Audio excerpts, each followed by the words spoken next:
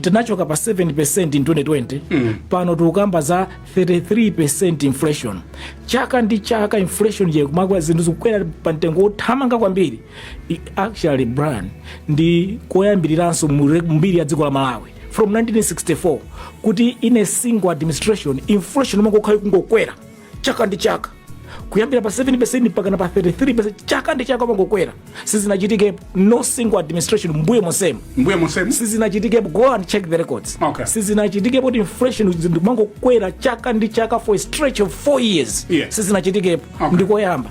Ndiye anthu ogwira ntchito akamalira nkubada ndaula timasalale tikumakwera ndi 3%. 4% pamene inflation ikuwa ndi 33%.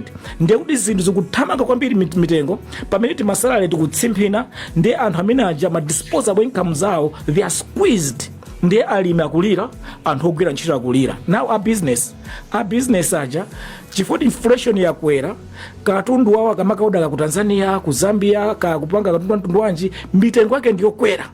Pamene ogula mbali nayi alibe ndalama alibe COVID. Ndiye nawo anso opanga business nawso akuvutika kwambiri chifukwa akukumana ndi anthu amene alibe ndalama. Ndiye mitengo yawo akumavutika kuti apeze so income yokwanira pa business yawo. Ndiye mupeza kuti kaiwe ndi wa business kaiwe ndi mlimi kaiwe ndi ogwira ntchito aliyense mdziko muno akulira kwambiri chifukwa zinthu sizikuyenda. Nanji amakaoda zinthu kunjako ndiye muona kuti exchange rate nayo yakwacha pachinacho kati pa 732 kukafika mpaka na 1700 ndipo sanango igwira pene pajapo. Koma yeni mina makaodera anthu ikumafika mpaka na 2700 ndikoyamba. So Brian ukapange check in the records of Malawi kuti exchange rate ya dziko lino ingapange move that fast in a stretch of 4 years from 732 all the way to 2800 on the parallel market. That's the first time. Ndiye even kuti ukagule katundu uja kuti upeze dollar ikumavuta kwambiri kuti ipeze dollar ikukanika kupezeka dollar pansika. Ndiye muona kuti Brian dziko lino lili mafuta nchifukwa chake lero kuli nkhani yoti mafuta akusowa. Forex ikusowa mafuta awa akusowa chifukwa ndalama zokulira mafuta zija tilibe mdziko muno. Ndiye kaya ndi wa galimoto ali pansewu. Iwe ka ndogula chimanga chikusowa bosi chikugula pa mtengo odula. Iwe ka umangodalira ulimi iwe uli panjala. Ana asukulu mpeza ana asukulu so nawonso mafiza akwera kwambiri makolo ndalama libe akukanika kuti atumizana ku university awatume ma secondary school kapena apange chani zikuvuta nzipatala mankhwala mulibe. Pano pa Brian kuti undifunse state of the economy is really in shambles. It's in dire state. Aliyense angokhalira wa mayo as it were. What can be done? Zikuoneka kuti you have given up on hope in as far as dziko lino lili. Is there anything that can be done to turn things around? Brian, chimene nganene nchona kuti ku dziko lapansi kulikonse boma limakhazikitsidwa with one single objective. Limakhazikitsidwa kuti likonze mavuto amene mdzikomo anthu akukumana nawo. Ndiye boma limakhazikitsidwa kuti likonze mavuto amene aja. What can be done ndina kuti boma lilalephera.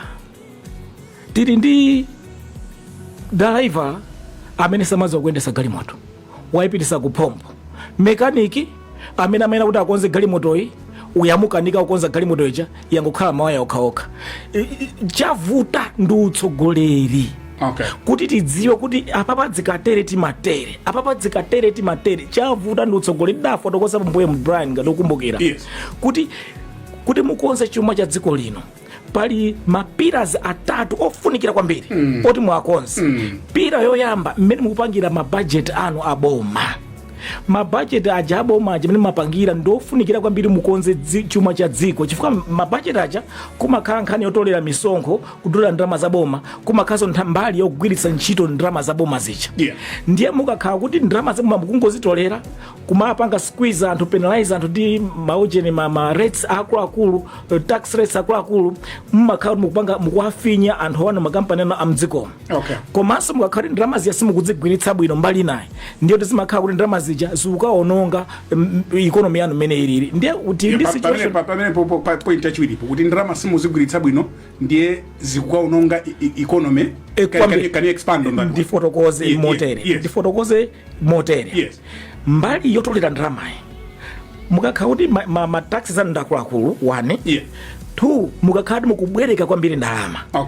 boma ilili poli ndi boma soloyambira on record from 1964 imene yakweza kubwereka kwa boma kwa ndalama mabanki kwambiri kuposa boma onelesi nakhala mdziko la Malawi from 4 trillion mpaka nakabwereka mpaka nakafikitsa 15 trillion in 4 years. Then photocopies. Okay. Akubwereka ndalama akapanga squeeze ma businesses ndena hotel kuti atole ndalama zija koma atapanga zimene zija ndalama zake kumene akagwisa ntchito kuti aziyendera azigulira zinthu magalimoto akuluakulu anthu alemba anthu ambiri mbomamo ma positions ena upeza kuti ma PS ma ministries alipo kandi 18 okha kwa PS alipo 70 chakuti ma directors mwina akanakha mwina 20 chakuti o 30 chakuti ma directors alipo 400 chakuti mwina ma positions ambiri amene losafunikira alemba anthu ambiri bezimene brand wadzimva kwa kudzimva akupanga report ma reporters zosiyana kuti khati kulemba anthu ambiri mbomamo ena iwo osafunikira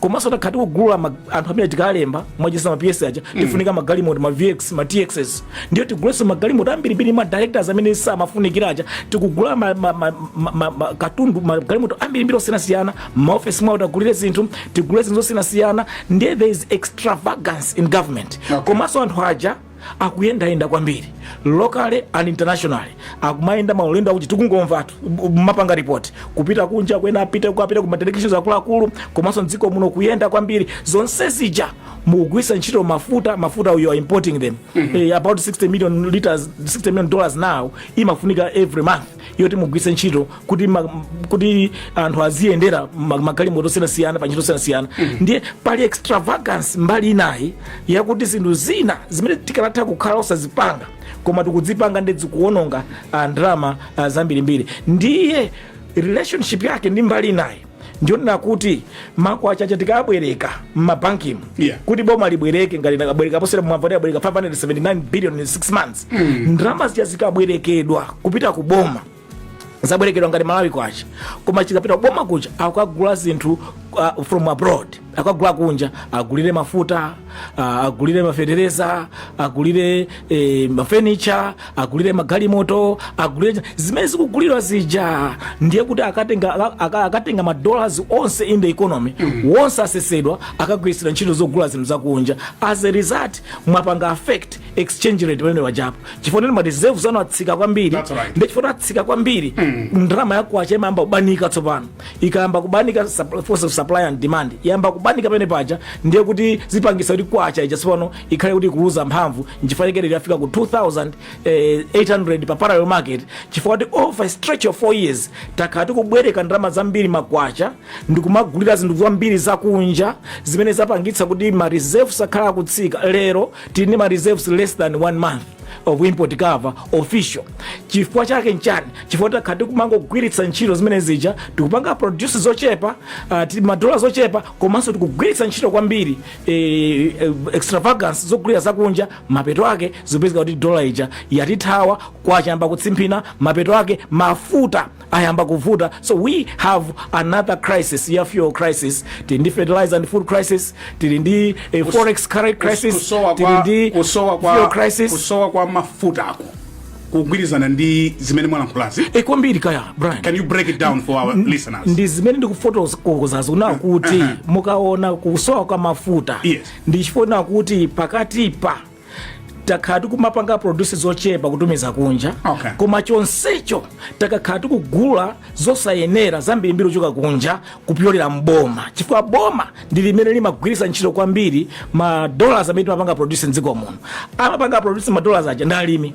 amene alima foja alimi amene alima tea alimi amene alima ntedza zimene zikapita kunja zilibwesa ma dollars achakwa kusentchiro anthu amboma kugulira ma TX kugulira mafuta awo oyendera magalimoto awo kugulira ma computers awo kugulira mukazaonesa even amboma aja akalandira salary yawo zambiri za yoga ndi nyumba mwawo zimakhala zakunja zokhazoka ndiye akupanga forex ndi alimi mdziko muno akugwisa ntchito forex ndi anthu amboma mdziko muno ndiye tikamaliza kugwisa ntchito forex ija basi zipeza kuti tilibe forex yoti tigulire mafuta okwanira mdziko muno kuti talima zochepa zapangisa kuti fertilizer akwere chifukwa kuti mmene kwacha chema imatsimphina ndiye kuti yamba kukwera mmene yamba kukwera fertilizer so nayo mtengo wayamba kukwera nakasiti mapanga import at 732 kwacha to $1 fertilizer price unali 18,000 kwacha at 2,800 kwa $1 fertilizer price uja wakwera kwambiri wapangisa kuti fertilizer yakhale ovuta alimi adzivutika kugula fertilizer komanso zapangisa kuti mafuta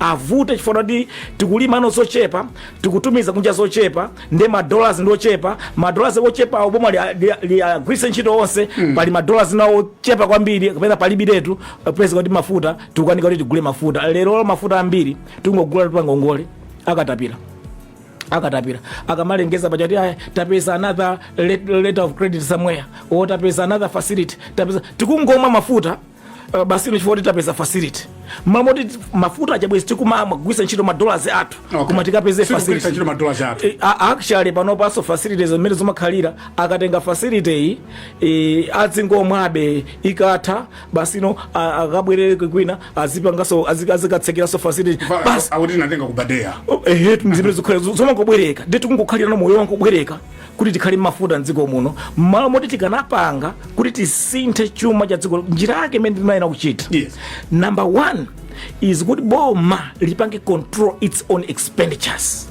Number 1 lisiye kubwereka ndalama mabanki. It must live within its means. Ngati boma likutolera 2 kwacha ligwiritse ntchito 2 kwacha mu ntchito zake. Ndiye kuti ndalama zonse za mabanki zija zipita kuma businesses azibwereke apangitse kuti katundu apange katundu otuluka nchuluka ndziko muno atumize kunja akapanga katundu ochuluka ndziko mupititsa kunja amene ujali bweretsera madollars. Ndiye boma so likasiya kuwononga ndalama zambiri ikayamba kugwisa ntchito ndalama zimene limatolera zokhazija zipangitsa kuti malamulo akanagula ma TX ambiri akanakagula kani ma furniture ambiri akunja akanakagula zambiri zakunja ifoti ndalama palibe ikanachepetsa zonse zija sikanamagula zimene zija ndiye kuti dollar ikanapulumuka pa market. Dollar ije ikanangokhala kwa anthu opangira ma business kuti chuma chipite patsogolo. Ndiye mbali imeneyo ndiye number 1 yoti boma ikanachepetsa zake zonse ndikumapanga live within its means. Imene timati fiscal prudence choyambirira kwa michofunikira choti boma likanapanga ndi chimenecho. Chachiwiri ndi chimati kukonza monetary policy. Akanakonza monetary policy igwirizane ndi mmene chuma chathu chikuyendera. Chachitatu akanakonza kwa chathu igwirizane ndi mmene chuma chikuyendera. Zinthu zitatu zimene zikakonzedwa ndiye kuti economy yathu ikanamba kupita patsogolo bwinobwino. Ngati mwangu Brian olo utapita kwa sing'anga utapemphera utatani iweyo uzikhala moyo ovutika moyo wako wonse chifukwa iweyo masamu sakuyendera bwino. Ndizimeta khadi kupanga kwemba 2020 tukulandira 100,000 kwacha tupanga spend 1 million kwacha mwezi ndi mwezi.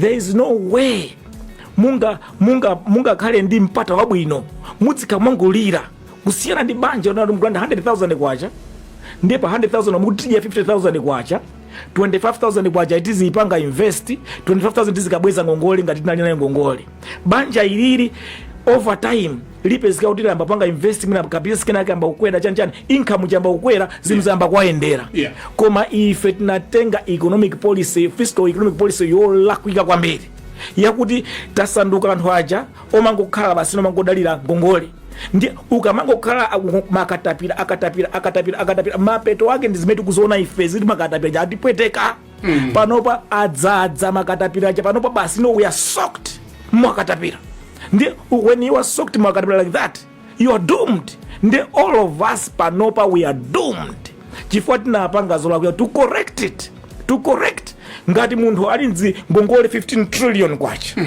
iye yakumapeza 2.8 trillion kwacha pa chaka. To correct it, number 1 let's live within our 2.8 trillion. Ndiye kuti tichepetse expenditure ya boma all the way down to 2.8 trillion imene tikumapanga collect. Ngati zingateke even expenditure yitsike pansi mwina to 2 trillion tiyambe kumabweza ngongole zicha munthu ngati amaononga 1 million kwacha mwezi akwanda 100,000 asiye kuononga 1 million kwacha pamwezi ija aziononga 50,000 kwacha mwezi akaononga 50,000 kwacha ayambe kumabweza ngongole zake za mbuyomu komanso ayambe kumapanga da business ataketo timbwezera ndalama zambiri imeneyo nde solution number 1 koma boma ilili brand sukunimva boma ili solution imene yavuta chifuna kuti anthu adawalemba kale anango atenga anthu amene wage bill inachoka mose 37 billion kwa mwezi, wage bill pa 100 and chakuti billion kwa mwezi. Ndiyo kuti anthu omwe achotsa tikupita kumasankho, komanso tikupita kumasankho akuyenera kusiya kupita kunja, kusiya kwenda mdziko muno, asiye kugula zogula azikwanitsa pamene tikupita kumasankho afuna akapange pa campaign. Ndiye ziyavuta tusaka asiya campaign ndi campaign yemwe pokugwiritsa magalimoto aboma ndi mafuel aboma. Ndiye that is very very difficult for this government, but that is the solution number one. Pakhomo pakavuta kuti padzadza gongole dzakatapira dzavuta pakhomo. Number one, you must live within your means. Ndiyo kuti chepetse expenditure aboma all the way down. Tikatero tiyambe kupanga invest in proper areas zimene tingafuna kupanga invest. Mwachitsanzo amango kamba za ujeni za tourism, mining, manufacturing, agriculture, transformation zimangonenedwa pakama. Mukayang'ana mmene muchasumuna ikidwe ndalama zake. Timafunika kuti tikayamba chonje tikachepetsa expenditure koma tiyikeno letse ku mining kucha. Mwachitsanzo ku mining. Ku mining tikudziwa kuti tisamayika 100 billion 500 billion kwacha pamwe pachaka chaboma ku mining.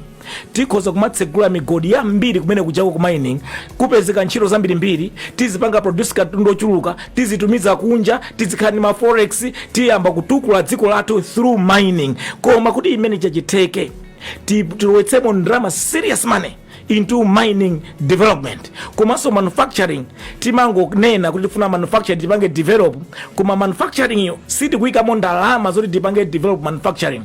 Mutatapanga set up a manufacturing development corporation katinali MDC kalemochi ndikumaipatsa ndalama zochuluka zokwanira ithandizire the areas made for develop in manufacturing. Ndiye kuti manufacturing tiya mapanga zambiri zokusenchera mdziko muno, tisiya upanga import zinthu zina zake zosafunikira panga import outside for this banga muno, komanso tikapanga katundu ambiri tizipititsa kunja ngati China idafika stage na kuti yayi tipange develop our manufacturing sector tikhale a manufacturing hub of the world.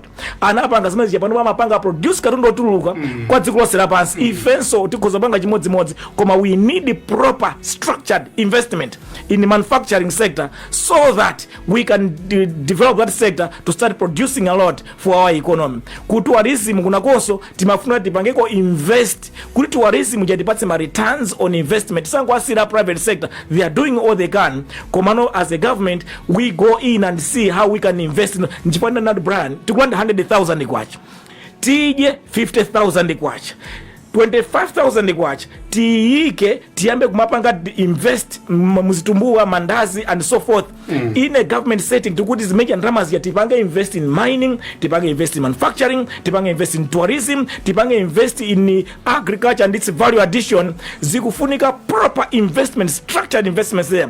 Tikamango lankula it's all rhetoric. Ngayayi tukufuna tipange zakuti tipange za timangonena koma we are not serious by putting investments in those sectors so that those sectors can create jobs, can create output, can create GDP. That is most important for our country. And then zimeno UTM chaka cha mao. If I UTM ngoja zatu zazikulu ndi ziwiri. One, united tukuna kuti amalawi akhala amodzi nsanje mpaka na kuchitipa tikhala amodzi. Izi zomandi kuti tikalowa mboma ifa kuthyolo tufuna tonse akuthyolo tikhale mboma zite zikhale kuti walowa mboma yukandu ndani komano kulembana ntchito ikhala across the board just on merit. Izi zoti walowa mboma ndi wakuthyolo ndiye titenge maujeni ma contracts osaboma adzipita kwa anthu akubene kujako kwa political connected. No, zimeja zite we must be united as one nation. Zizipita just on merit. Izi zomana kuti ma projects adzingopita kumene president akuchokera zimeja zite tizipititsa based on the returns on investment imetinga ipeze by establishing a particular project in a particular area. Zimene zoso ndezofunika nde ifa UTM ndikuti for zatetse tsango actually ukayangana mbuye Brian upeza kuti kuyamba 1964 boma lili lonse lakhali ndi tsango aliyense wamnokha kubwera akungopanga perfect kuchipanga perfect chitsankhochi kuti zisankhana mitundu kumachotsana mmene tingafuna kuchotserana kumamanana business mmene tingathomanana tizingopatsana based kuti uwindo wakwatu and so forth. Zimene zakhazi kuti ndi UTM chaka cha mai funa itetse zimenezo. Chachiwiri chaka UTM kuti for zapange transform dziko la Malawi, transforming the format UTM right UTM transforming the nation kuichotsa kunjala kuibweretsa ku food secure nation, kuichotsa kumphawi ikhale dziko lolemera, kupanga tikupanga kuti dziko litukuke lisina. Chifukwa chake manifesto ya UTM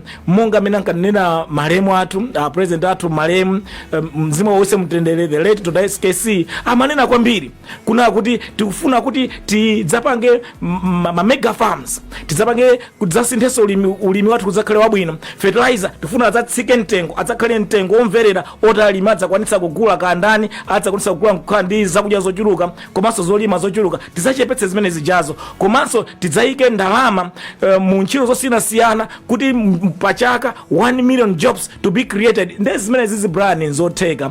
Koma number 1 zikufunika kuti our fiscal policy tiyambe kukhala within the means of what government is collecting. Tikakonza mene pacha kukonza our monetary policy, exchange policy, macroeconomy tikaikonza ndikumamba panga invest in the right sectors of the economy will begin to grow. Chifukwa ndi potential yaikulu ku agriculture, ndi potential yaikulu ku mining, ku manufacturing, koma kumene kuchako kuti ife tipange realize that potential we need to have serious investments in those sectors. We can only do that if there is fiscal prudence. We remove all excesses and bring in the right expenditures in the national budget that include investing in these serious sectors of our convention. Tilowere kuchicha wako. Tikupita no ku convention. Yes. Sunday likubwerali. Munaona tuna dance. Saturday lija madzulo kuno Blantyre inaenda bwino, ndrama zambiri zapezeka. Sunday lili kuli convention. That is another success of the party. Zaenda bwino kwambiri. Ndiye mukandifunsa funsoti kuti zikuenda bwanji ku UTM. Ndikupa kuti against all odds and challenges zaenda bwino to this far. Going beyond Sunday, ndikupa kuti tikakama kachoka pamene kuja tikachokano with a renewed effort. Ndikupa kuti zonse zikaenda bwino. Ine mwandifunsa za ine kuti ndikawina kapena sindikawina, ndikugwira ntchito kwambiri kuti ndikawine. Ndikuyetsetsa kupanga kampeni imene ngathe kuthera kuti ndikawine. Ani ndikukhulupirira kuti ndikawina. Komanso ndikuwafunira zinzanga onse zabwino. Whoever wins. We just got a report at this hour kuti a vice president amenenso ndi president wa UTM akuti sakayimira now ku convention imeneyi. Does that give you and your fellow aspirants an upper hand? Ndithu ineso ndikungoyimva kuchokera kwa inoyo mwene mwaninamo kuti sakayima ine uthengo umene nasana umve. Koma ndithu ndimangozoona tilipo 5. Ine ndimangolimbana ndi nkhondo yanga. I was running my own race. Kuti ine ndikawine regardless whatever the competition is. Ndiye ngati dzatero sindizotaganiza bwanji komano iwo ndamilanga fotokoze kwambiri. Koma ine I'm just running my own race. Ndikuposo aliyense so is running their own races kuti aone kuti kodi akadutsa bwanji kumeneko. Ine ndine chikhulupiriro kuti ndikadutsa. Khaka na khapo kasaka na khapo ndi chikhulupiriro ndikanakadutsa. Dziko la Malawi likufunika president wotani 2025 and is that you? President amene akufunika 2025 ndi Dr. Kabambe. Ineyo Brian. Yes. Ndikukamba ni delegates. Kuti akandivotere. Ndikhale president wa UTM. Cholinga tikamenye nkhondo pa ground 2025 UTM ipange boma. President amene UTM akumfuna panopa ndi munthu amene akapangitse kuti UTM ilowe boma chaka chamawa. Ifa UTM ndife owawidwa mtima. Chifukwa mbuyo mutakhala kumusana kwa wanthu sizinatithandize. Komanso mbiri ya dziko lino from 1964 aliyense amene amakhala kumusana kwa munthu sizimamuyendera. Chipani chake chimafinyika, chimatha kutsika mphamvu mwina ndikutheratu. That is the history we have before us. Kuti ukakhala kumusana kwa munthu sizimayenda. Ndiye UTM yakhala kumusana kwa anthu inasonkhezera nawo memo uja sana jenawo. Avutika ali mina lili muja cha ulendo uno so kakhalatso kumusana kwa munthu. Ulendo uno ndoti munthu uyo akakhale akawinise chipani cha UTM. Ndiye ine ndikudzipereka tigwira ntchito pa ground tithamanga kuti tikawine chaka chamawa kuti tizaUTM zakhale mboma. Ndikobwereranso mbuyo pang'ono Brian. Kudziko lapansi chipani chimapangidwa cholinga chopangira chipani sura kasewene phada ya akasere fly kapena akasere mpira kapena akhale committee ya pamaliro ya chipani mapanga cholinga mukapange run government one day mapanga cholinga mukapange run government affairs one day mukalowe mboma ndiye pano ena watayesa taona mena mapangira amalawi akuyembekeza atadzaona koda wamata UTM akuti azathetsa tsankhowa akuti azatukula dziko lino amene wawo bwanji tawayesa ndi amalawi afuna awayesa UTM chaka chamawa kuti atero ndi ena ife tikubweretsa in UTM Brian kundimva ena ife tikubweretsa ku UTM experience in the public sector, experience in the corporate world nanga sindikuti mmayamba chipani ncholinga choti muyendetse boma ife tikubweretsa no ukadawo ndi upangiri oti takhala tikugwira ntchito kubomako zaka 25 kumeneko ndiye ndi upangiri umene ndaubweretsa ku chipaniku kuti chipani chitipange kampeni tilowe mboma kuti tikalowa mbomamo tidzakonze zinthu zakhale zabwino mbomamo kulikonse ku dziko lapansi chipani chikalowa mboma kapena bomalo anthu amayembekeza likonza mavuto amene bomalo liku dziko likumana nalo ndiye chaka chamawa amalawi afuna boma lakuti mavuto alipowa adzathane nawo mudzaona anthu amapanga kampeni nthawi zonse hayi fertilizer tizatsitsa iyayi ntchito zapezeka tizateteza amakhala kukamba mavuto amene ali mdzikomo ndikumapanga ma promises ma pledges tikalowa mboma mavutowa takonza kulikonse boma limakhazikitsidwa likonze mavuto amene alipowa boma lilipo pano likukanika ndipo lalephera mavutowa ena sanabwera mbuye mwana akanika analephera pano amalawi chaka chamawa yesa chipani cha UTM kuti mavuto alipowa adzathane nawo ifeyo ena ife with our experience in treasury Ministry of Finance, our experience ku Reserve Bank, our experience foreign affairs, our experience in the Ministry of Health, our experience in the Ministry of Agriculture, our experience in education, our experience in the whole government. Mine nitakatu kuzungulira kuja takatu kumaona mavuto imafunika kwa ntsuku nanga mesa mfuna mkawe mboma mkapange run government nanga mkakali makulisa ujeni makulisa ujeni zindu mashopu ndiye mfuna mkakhale president zija zimavuta zijakaya nali uchipiko ndizicha zimavuta zicha koma munthu oti wachokera kumene koko kuboma koko kudzidziwa kale it's from day one udziona kuti chuma cha boma sanga kupinde from day one akupindaso bwanji ndi kuzidziwa zonse zicha nde ife tikubweretsa that wealth of experience pamodzi ndi azinzathu ena onse tigwire ntchito tipange campaign tauza amalawi zimene tingatuzasintha dziko muno kupanga improve tizipange zimenezo kuti dziko linolo kuyambira chaka chamawa tilisinthe likhale dziko labwino. That is the promise that we'll be making. Tipanga manifesto tingochoka pa Sunday lino manifesto yabwino imene tikati kuthamanga nayo dziko lonse lino kuamema amalawi kuti adzavotere UTM ndi ngoja zake zabwino. Ndimafuna kumvetsetseni bwino Dr. Kabambe. Yes. Ma delegates aku convention ngataka sankhe inu si munthu oti mudza phatikana ndi wina. I want to get it very clear. Kuphatikana ndi wina ako iwo ngatakufuna bwere kumbuye kwathu osati ife bwera kumbuye kwa kumbuye kwa why siri kubwerezaso zimenezozo ya that mistake was done. Can you say that again?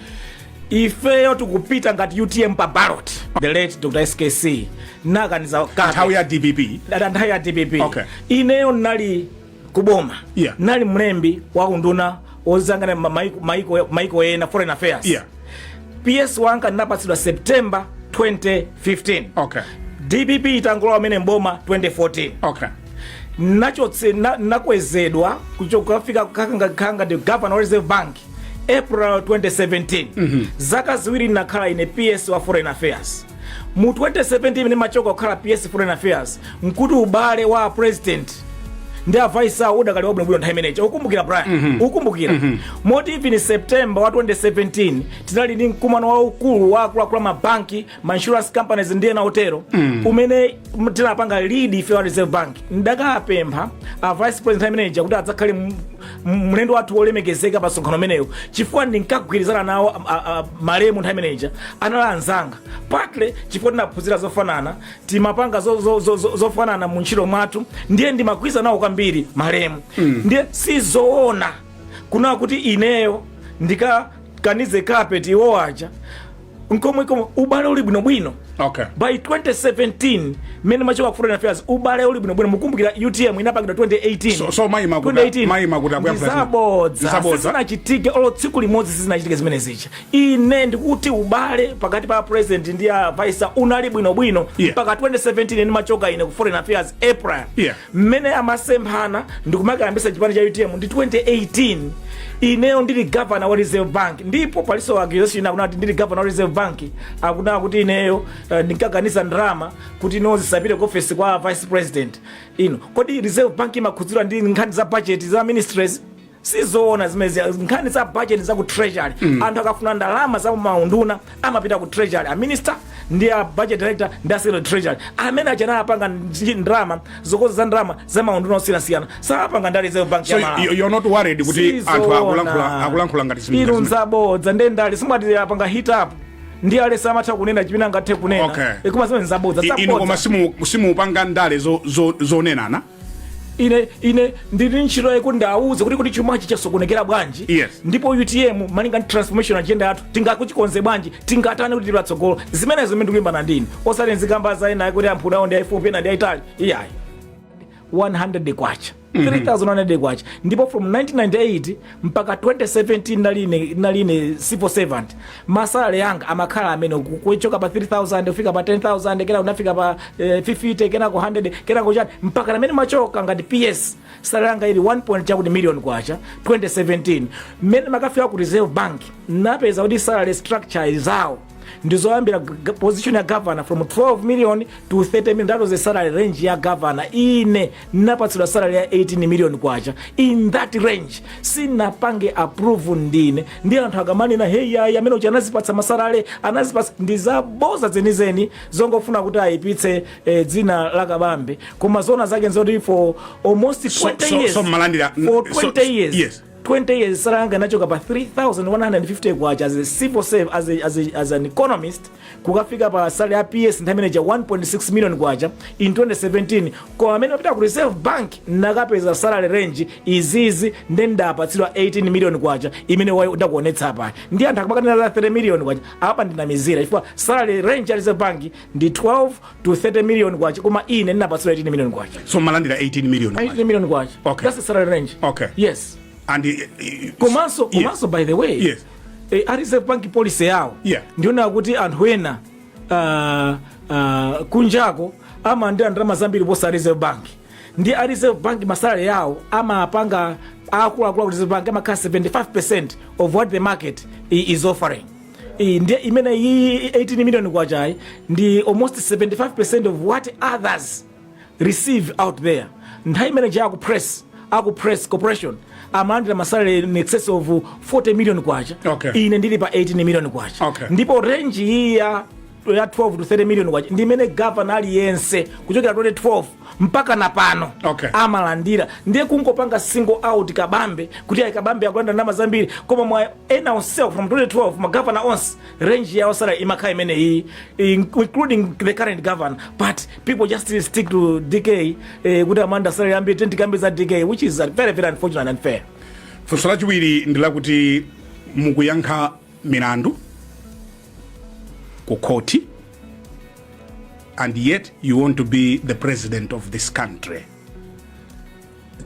Zuoneka bwanji ife tiziti zuoneka bwanji Brian anandimanga 2021 ndipo nthawi imene animanga anandipitisa ku koti amakandiuza na kuti ineyo ndinauzana kuti apereke ma figures olakwika kwa IMF amaicha kuti misreporting yo ndi nkhani ya net international reserve figure imodzi ya net international reserve NIR figure ya NIR yo imene amapanga calculate a team of technical experts IMF ndi ya ku Reserve Bank ndi na hotel kupanga calculate that figure kubapitisa ma figures amene ajawo as part of the program imene malo ina nayo ndi IMF ndi amati ma figures amene aja anali olakwika ndiye that was the essence of the misreporting but Brian look it's an issue of a formula and it's not something that the governor deals with. Okay. It's something done at the technical level, not the governor and the Minister of Finance dealing with an issue of a formula. So it is an issue of a formula. That's why since 2020, the challenge has been kodi mulandu wake mpino kodi okuza na formula ndiye mulandu wa mtundu wanji menewo. Ndiye munamva nthaija kufana anadzapanga uje na accused tonse ndiye mwanamveka natu samo ndikutsalamo ine ndiye amathanga. But the challenge all along has been kuti apeze the right charge.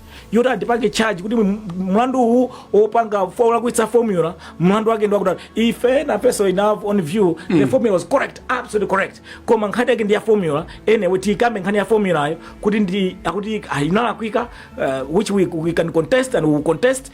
Koma nkhani yake ndi ya formula koma formula charge yake ikuvuta kuti ipeze malamulo adziko kuti formula mlandu wake ndo akuti.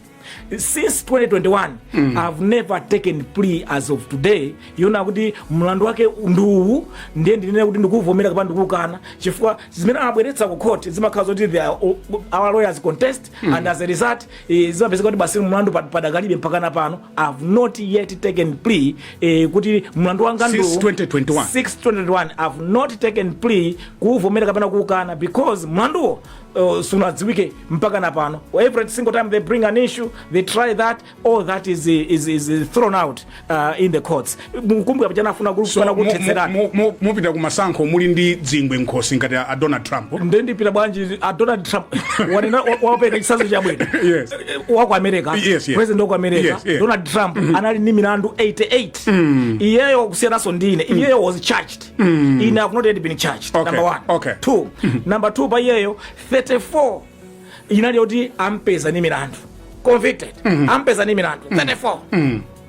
34 felonies ampeza ni milandu. Milandu jaenda mpaka mapeto 34 ampeza ni milandu. Lero ndi president wa America ora nani ndi milandu 88. Yeah. 34 felonies yote apanga ucheni ampanga charge kuti walakwa. Ine natengera 2021 mpaka na pano sana ndipatse charge kuti charge yanga ndi ndiye ndione kuti ndivomere kapena ai ndiye ndikakaniko khala president. Ndikhala president dziko lino chaka chama. Mukhala? Yes, ndikawina convention ya UTM. Chifukwa UTM nemena adzakhala president dziko lino. Chabwino.